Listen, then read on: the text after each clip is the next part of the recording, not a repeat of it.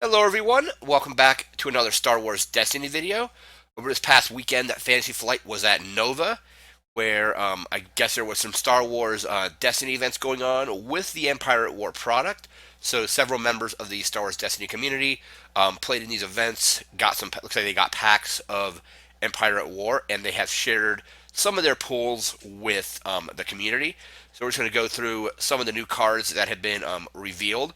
Some of these are going to be a little bit on the blurry side, so I'm going to try to enlarge those and so they are at least readable. So some of them have like a little bit of glare on them and stuff like that. But we're going to move right into our first card, and we have Bossk, Wookiee Hunter, 11 health, looks like 11 or 15 points, 1 range damage, plus 2 range damage, 3 melee damage for a resource, disrupt, resource, and blank, and he has ability.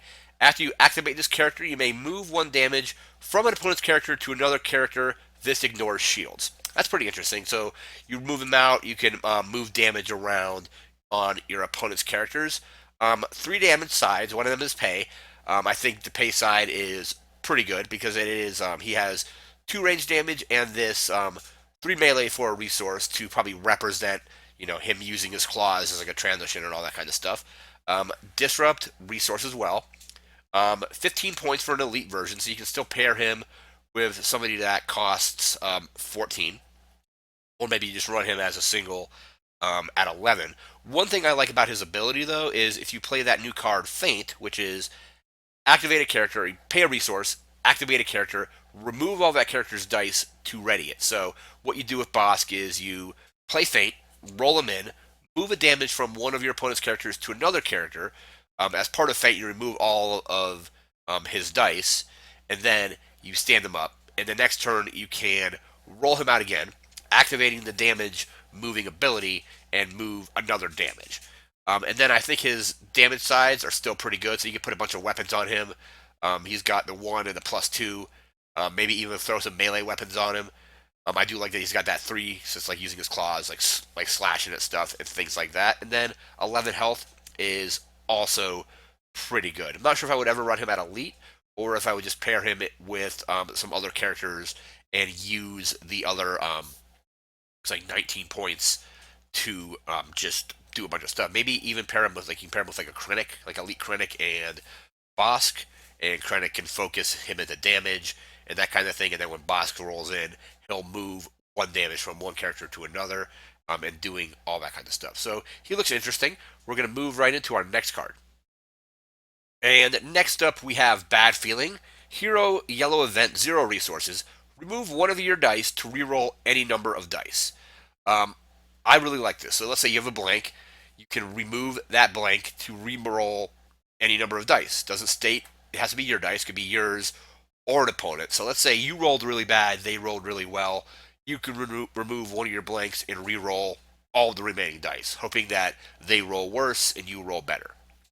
Or if you just roll terribly, you can use this, remove a die that you can't use, maybe again a blank or a disrupt that they don't have any resources. Your opponents don't have any resources, or there's no point in using a disrupt possibly. So maybe you remove that and then re-roll all of your dice. I like that it's any number, so you can hit up your dice as well as your opponents. So that is Bad Feeling. We're going to move into our next card.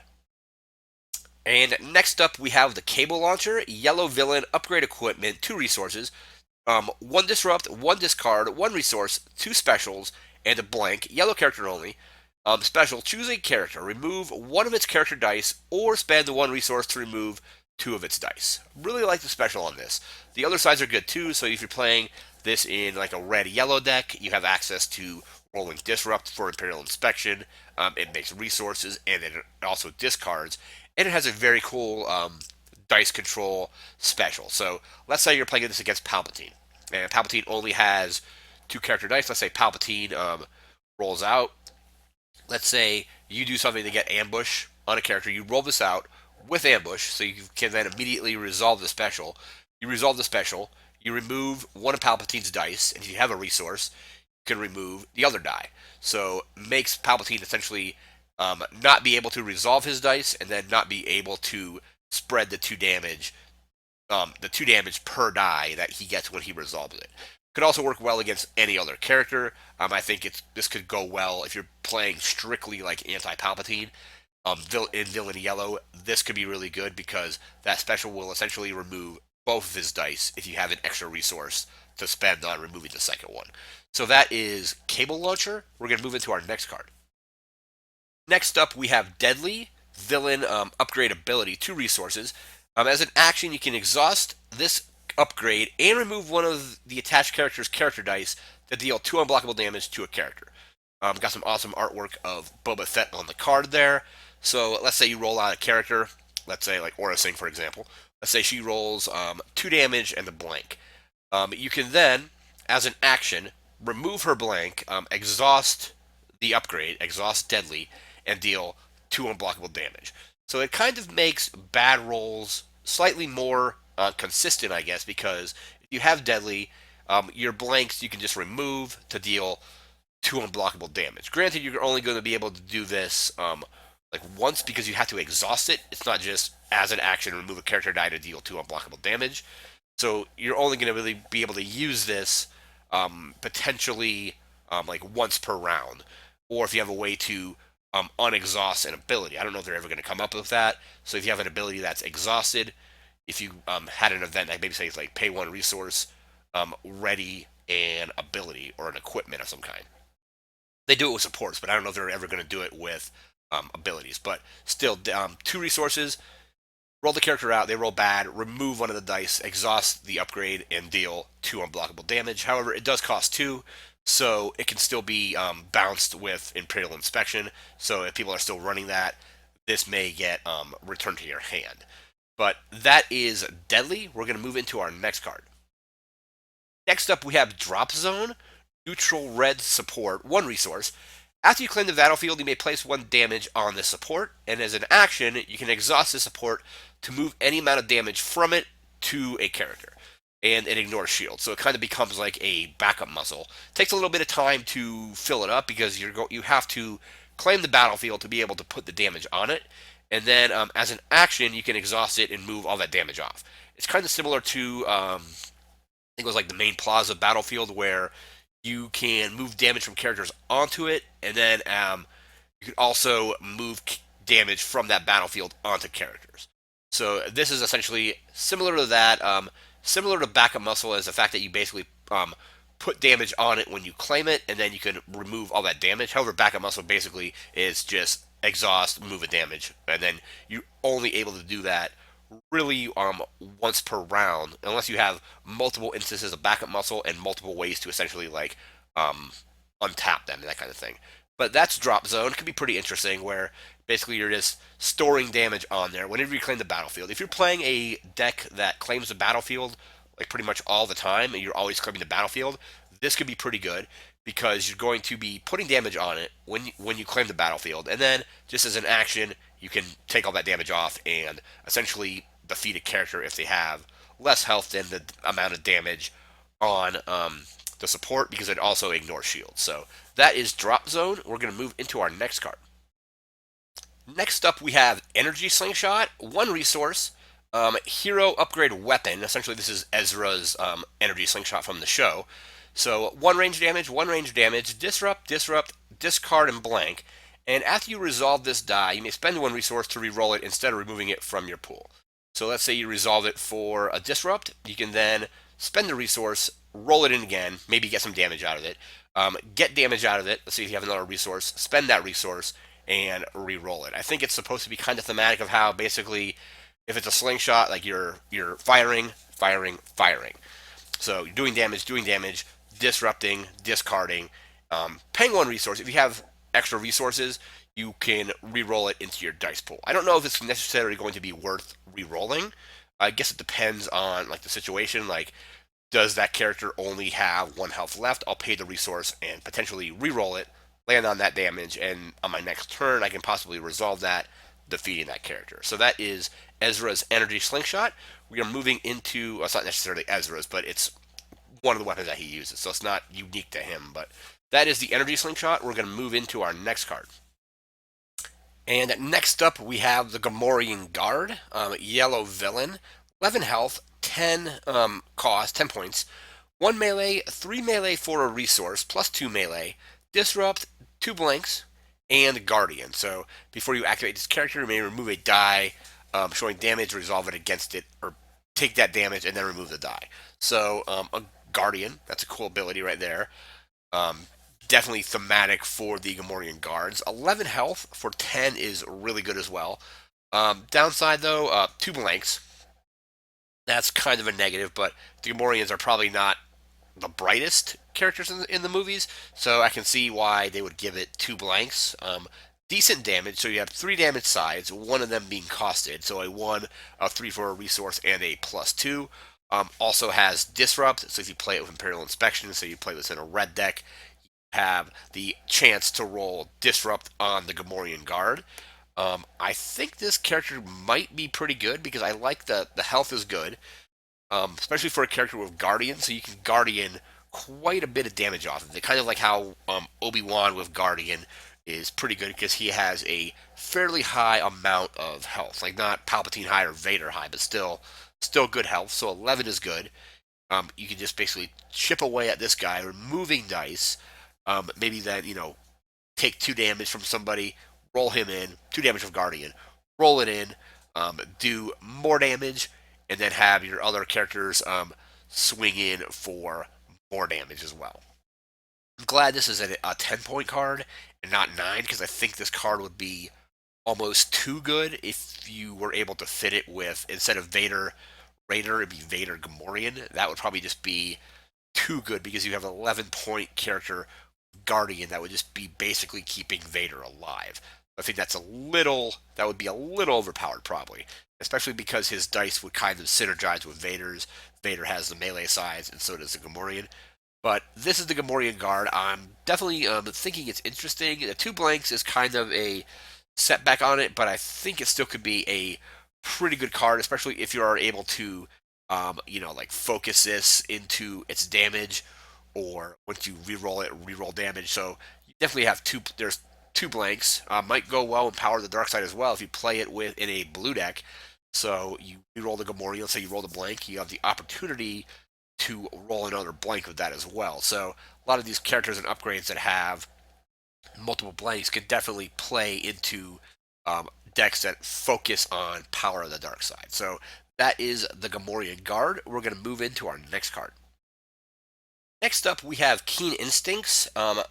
Neutral blue ability upgrade, 0 resources, blue character only.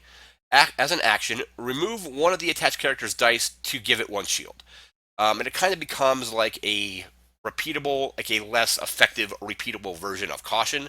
However, you're removing a die to give that character a shield. As with Caution, you're removing another character's die to give your other character the shield. So if you really need shields, I suppose this might work out. However, I think the downside of removing a die entirely to gain 1 shield might not be the best thing to do, because you are removing a die that you could potentially re-roll to get damage or resources or even shields from. You're removing that die to give it 1 shield. If you roll a blank, maybe it's more worth it than if you rolled something else. But I don't really know if even removing a blank to get a shield would really help, because that's a die that you could still re-roll unless you're out of cards in your hand and you have this upgrade on a character and you can't re-roll anyway, so you can remove a blank to get a shield. So I don't really see it being played very often.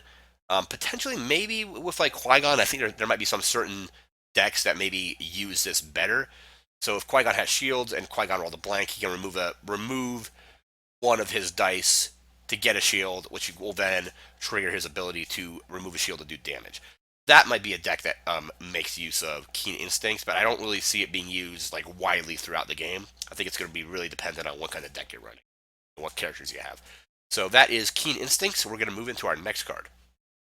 And next up, we have Mandalorian Armor. 1 resource, yellow, neutral, upgrade equipment. After you play this upgrade, give the attached character 1 shield. The attached character can have 1 additional shield. So it looks like to me, if I'm reading this correctly, is you play it, get a shield, and now that character, instead of having only 3 shields or having a maximum of 3 shields, can actually have a maximum of 4 shields. Again, this doesn't do anything if you're playing against a Vibro Knife deck because the shields don't absorb Vibro Knives, they go right through it. Same with anything that deals unblockable damage. However, if you're playing against a ranged deck, this could really help out with character survivability.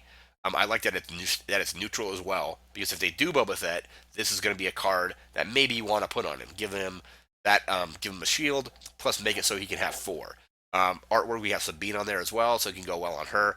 Just or any character really that you want to keep alive a little bit longer, you can now put this on them. They get that shield, and then they get the option to have more shields than the rulebook states. And the rules in Destiny say essentially if a card breaks the game rules, the card is correct. So normally you can only have three. This will allow you to have four shields on a character, which could be potentially game changing if you're not playing against a Vibro Knife deck. Or if you're playing against a deck that just generates a lot of shields, instead of now having three on a character, you can have four, which is pretty cool. So that's the Mandalorian armor. We're going to move into our next card.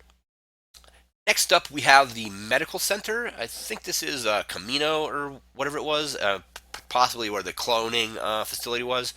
Anyway, it's a battlefield, so claim, heal one damage from up to two different characters. So you can heal one damage on two different characters, and then give control of this battlefield to an opponent. So you claim it, and then they get control of it. So normally, when you claim a battlefield, you are the first player in the next round. However, with this, you claim it, you heal one damage from up to two different characters, and then your opponent gets control of it, so they will be going first.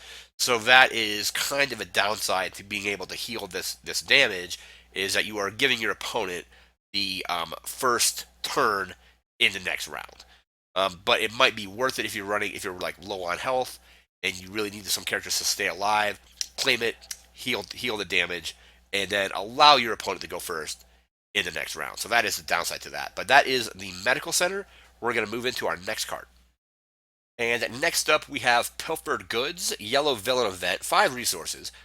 You may play an upgrade from your hand for free on each of your yellow characters.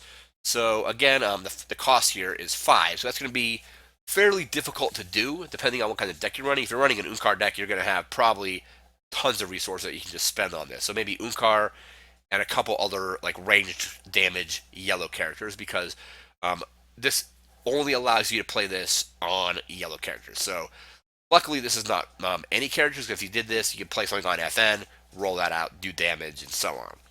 But 5 resources, fairly expensive, but Unkar will have that kind of money. Then play an upgrade from your hand for free on each of your yellow characters. So let's say you're doing Unkar and 2 other yellow characters. You play one on Unkar, play one on your other yellow character, play one on your other yellow character. It could be potentially huge because now you have all this leftover resources for other stuff. So you spent 5, but now let's say you played 3 upgrades that costs like 4 apiece. I don't really know, maybe 3 upgrades that were 4 costed upgrades. Now you essentially spent 5 to save 7 resources, because you paid 5. The cost of those upgrades would have been 12 total. So you saved that much, and now it's more resources for Unkar to use. Let's say with Crime Lord or Buyout or something like that. So that is Pilfered Goods. Not sure if it's going to see a whole lot of play. I think in Unkar decks or just decks that generate tons of resources, it might be useful there. I don't really see it being useful outside of that kind of deck. But we're just going to have to see, because getting potentially a lot of expensive upgrades out for free, or for 5 resources essentially, could be really huge. Or if you have a way to play an event, lower the cost, and then do this as well. So that might work as well too. So that's Pilfered Goods. We're going to move into our next card. Next up, we have Rearguard. Hero Red Event, 1 resource. Count the number of red dice you have showing a shield. Remove up to that many dice. So let's say you have 3 dice showing shields. It looks like you then get to say, I have 3 dice showing shields. I'm going to remove 3 of my opponent's dice. So this could work well in, again, a shield-heavy deck. Maybe if you're running like General Riken, because he is going to be wanting to keep the other characters on his team shielded. You're probably going to be rolling out quite a few shields. You can then play Rearguard, count how many dice you have showing shields, remove that many of your opponent's dice. So again, if I have 3 shields out, I can remove 3 dice. If I have 2 dice with shields, I remove 2 dice, and so on. And just cost 1, but you could potentially remove a bunch of dice with this if you're playing in a deck that runs or has a lot of shield symbols on the dice that you're using in your deck. So that is Rearguard. We're going to move into our next card. Next up, we have Running Interference, Yellow Hero Support, 0 resources. It's after you take an action, you may exhaust this support to choose an opponent. That opponent cannot take the same action that you just took on their next turn. So let's say I roll a character out, activate a character, roll it out, exhaust Running Interference.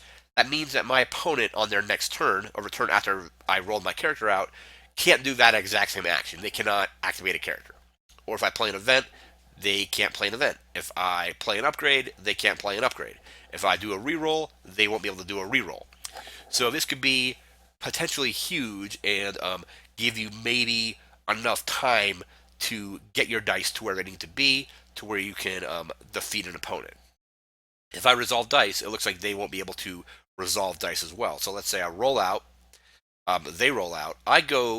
When I go to resolve dice, I exhaust Running Interference, saying I am resolving this damage against this character. On their next turn, they won't be able to resolve dice. They'll be able to activate another character, play upgrades, events, and so on. They just won't be able to do the exact same action that I just did. So it makes it so you can kind of prolong the game a little bit to get to where you need to be to potentially win.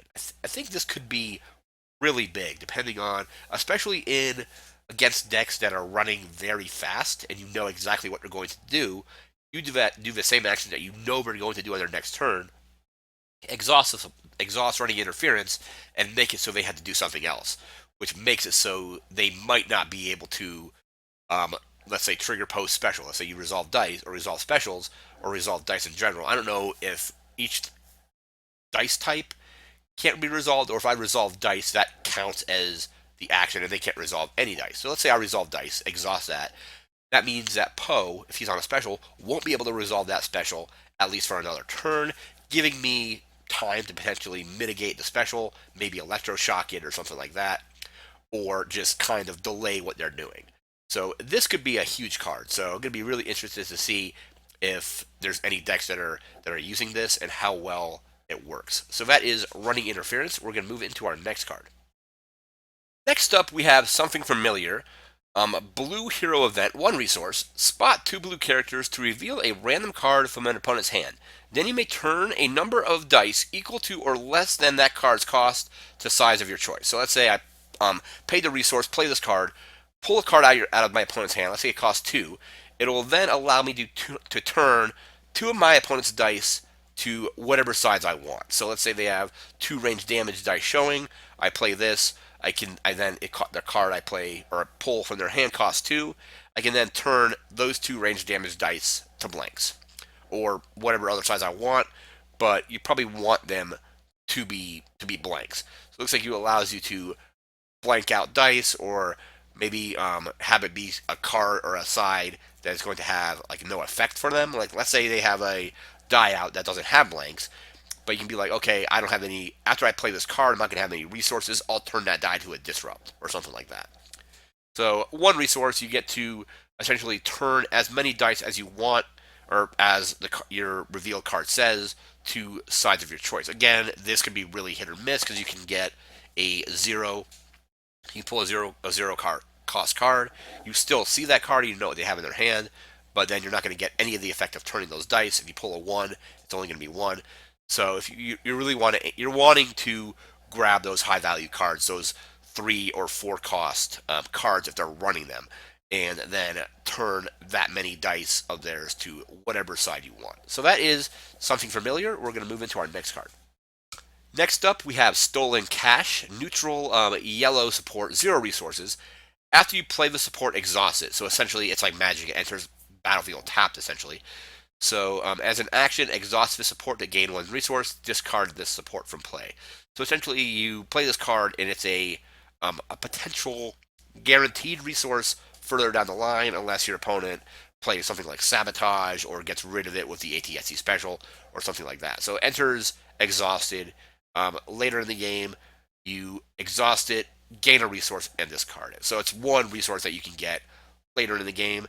Maybe you know you have an expensive card in your deck that that's not in your hand currently, but you get this. You can play that, and then hopefully by the time you draw that card, you can then use the stolen cash, exhaust it, and get that resource, and then discard the cash. But that is stolen cash. We're going to move into our next card. Next up, we have, it's a little bit blurry, but I'm thinking it's saying plastoid armor, because I believe that's the style or type of armor that the Stormtroopers use. Zero cost, gray upgrade.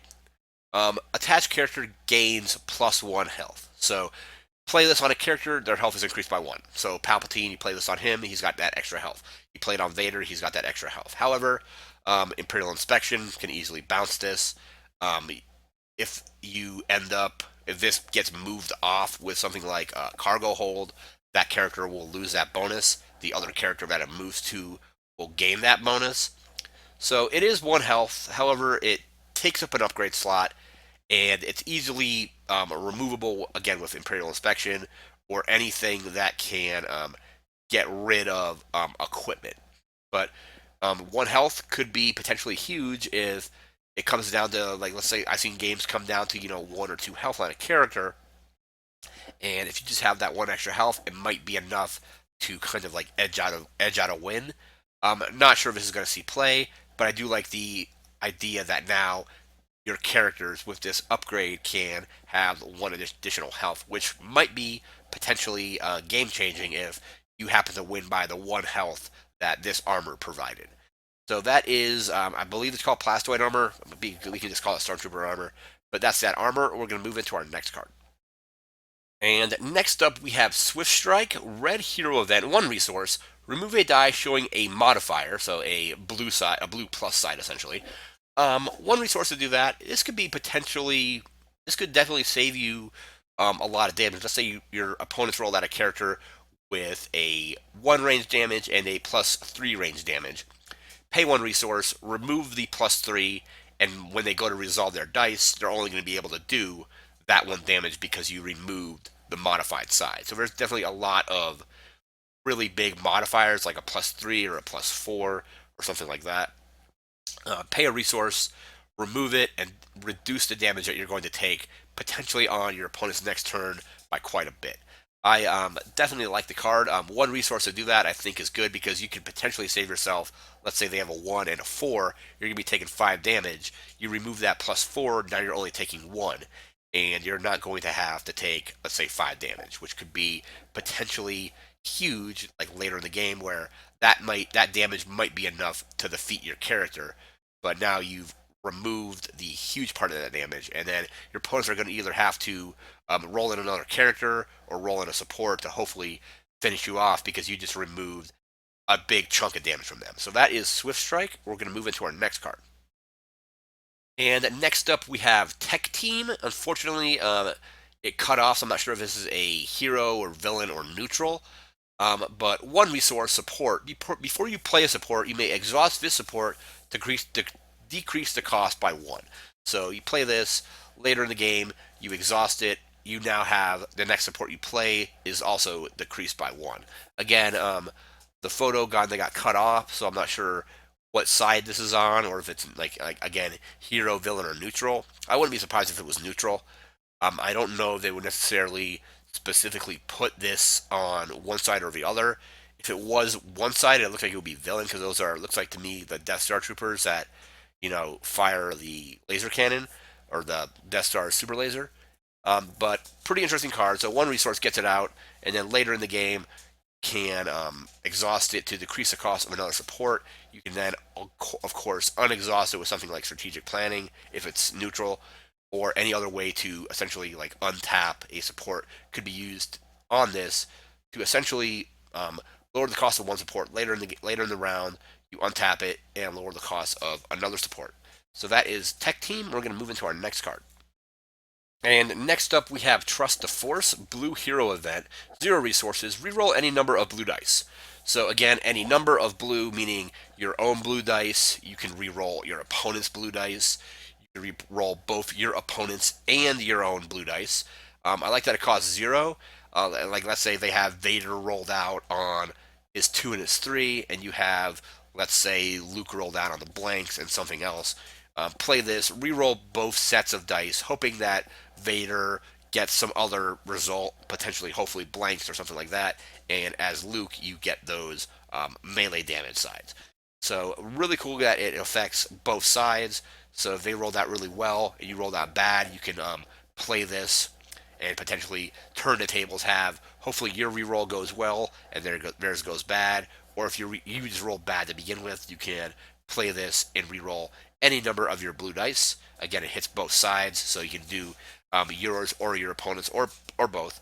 And it just says any number, so you're not required to reroll all of them. You can be like, I'll reroll these. I have 5 dice in my pool. I'll reroll these 3, for example. So that is Trust the Force. We're going to move into our next card. All right, next up we have the BO-1, or maybe I, Cutter Vibroaxe, a neutral yellow upgrade weapon, 3 resources, 2 melee damage, 3 melee damage for a resource, 3 melee damage for a resource, and 2 blanks. And before this die deals damage to a character, you may remove all shields from that character. So it's not exactly like the Vibro Knife where it just goes through shields. This, before you resolve it to do damage, gets rid of shields. So let's say they have a character that has 3 shields. I have it on the 2 melee damage. I'll be like, all right, I'm going to do 2 melee damage, but before that, I am going to remove all your shields and do 2 damage. This, I think, is going to be really, really good, especially if you're playing yellow, maybe like yellow blue melee. Like I can see Vader Raider using this because it's doing good damage. If you have a resource, it has 2 resource cost sides, but if you have a resource, you can get 3 damage out of it. It also removes all the shields from a character before you deal damage. I like that it's neutral, so you can throw this in a hero deck. Let's say you're running like maybe Qui-Gon or Luke and a yellow character, or any other melee character really might work well in Vader Raider. I can see this being a really cool card. I like the 3 damage sides. 2 of them are pay sides, of course, but it has a resource side on it as well, so it's bait. You can use it with bait and switch. For example, if you're playing villain, and then ability to remove all shields from a character, that's pretty cool as well. So if you're playing against Qui-Gon, you can do damage to Qui-Gon, remove all his shields so he can't use his ability, and then hit him for either 2 or 3 damage, depending on what side the Vibroaxe is on. So that's the Vibroaxe. That's a pretty cool card. We're going to move into our next card. Next up, we have Voices Cry Out, 0 cost, neutral blue event. Reroll all dice showing a value of 2 or more. So this seems like it could be a very good defensive card. Like, let's say you roll terribly and your opponent is just waiting to resolve a massive amount of damage. Let's say they have dice that are 2 range damage, +2, +3, something like that. Like, let's say they have a Jango Veers deck that on their next turn, they're going to just resolve a massive amount of damage and defeat your characters. Play this, forces them to reroll all their dice with a value of 2 or more. You have to reroll your dice as well. So there is kind of a downside to doing that, in the fact that you're going to have to also reroll your dice. But if they're just sitting on a bunch of damage, it might be one of the only things you can do to possibly prevent that damage, maybe make it be much less damage, or hopefully you just have them roll blanks, or just roll not as well as what they had on the board before that. Might give you enough time to get back to your turn where you can resolve your dice, and will maybe prevent them from doing a massive amount of damage. So that is Voices Cry Out. We're going to move into our next card. And the final card for this video is Wookiee Warrior, Yellow Hero, 10 health, 9 points, so non-unique, 2 melee damage for a resource, 3 melee damage for a resource, discard, shield, and resource, and no abilities or anything like that, so just 10 health for 9 points, which I think is pretty good, because I think in Empire at War, the Death Trooper and the Rebel Commando were both 10 health for 10. Downside, both its damage sides are pay sides, so you want to pair him or pair the Wookiee warrior with characters that have multiple resource size or can get a good amount of resources, maybe like Akbar, Mon Mothma, characters like that. They would also pair well with hired guns because hired guns have a good amount of resource size as well. However, all of their damage sides are also resource costed. But you have some good damage. So you have a 2 and a 3. They can discard cards, they can get shields, and make resources. And they have 10 health. And I like it that they have 10 health for 9, which is their point value is 1 less than their health. So you could run, let's say, 3 of these, have 30 health, and 27 points be used. I don't think people are going to build a team of just Wookiee warriors, but I think they could supplement well into decks that are also have good resource generation, so they can pay off those 2 and 3 damage sides. So that is the Wookiee warrior. That is the final card for this video. There's just maybe a ton more spoilers coming. I'm pretty sure we're going to just get flooded with more cards, possibly from this event. I believe Fantasy Flight still has another article to publish on yellow cards because they've done blue, they've done red. They've actually done a couple blue articles so far. So I think we're just waiting for them to release the article for the yellow characters and yellow events and things like that.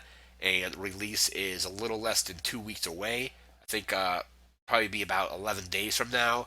We should have access to the full set of spoilers because the release is on the 14th. I'll be doing videos as more and more cards are spoiled. So subscribe if you want to get notified when those videos go out. But again, that's going to do it for this video. I want to thank everybody for watching. I want everybody to take care. Have a good one.